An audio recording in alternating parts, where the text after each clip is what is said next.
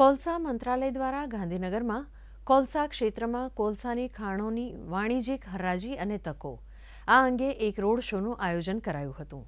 આ પ્રસંગે કેન્દ્રીય કોલસા અને ખાણ રાજ્યમંત્રી સતીશચંદ્ર દુબે મુખ્ય અતિથિ તરીકે ઉપસ્થિત રહ્યા હતા. આ કાર્યક્રમમાં સરકાર, કોલસા ઉદ્યોગ અને ખાનગી ક્ષેત્રના મુખ્ય હિતધારકોને એક મંચ ઉપર લાવવામાં આવ્યા હતા. આ કાર્યક્રમમાં કેન્દ્રીય મંત્રીએ જણાવ્યું હતું કે સરકાર કોલસા ક્ષેત્રે નવી ટેકનોલોજી અને ઇનોવેશન્સ તથા પર્યાવરણને અનુકૂળ ખનન સંબંધી પ્રવૃત્તિ વિકસાવવા ઉપર વિશેષ ધ્યાન આપી રહી છે.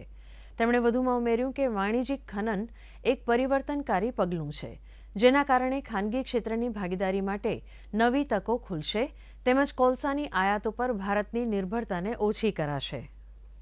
गुजरात एक मॉडल है पूरे देश में. आप देखे होंगे कि गुजरात की विकास की चर्चा पूरे देश में होता है और अच्छे व्यापारी हैं, अच्छे उद्योगपति हैं. यहाँ आज रोड शो का उद्देश्य है कि सबको इनवाइट करना कि आइए कोल इंडिया में अपना बिजनेस करिए, राष्ट्र हित में, राष्ट्र को देखते हुए इसमें बहुत बड़ा स्कोप है व्यापार करने का. आप आइए. आज का ये जो रोड शो था ये इस श्रृंखला का तीसरा था. बहुत सारे फर्स्ट टाइम पार्टिसिपेंट्स जो प्रोस्पेक्टिव पार्टिसिपेंट्स उन्हें कहेंगे वो भी थे और हमें बड़ी खुशी है कि इस तरह का रिस्पांस देखने को मिल रहा है.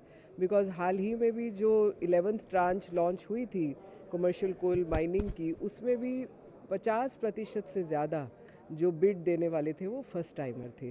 तो आज का जो ये रोड शो है हम इसे बहुत बड़ी एक सफलता मानेंगे.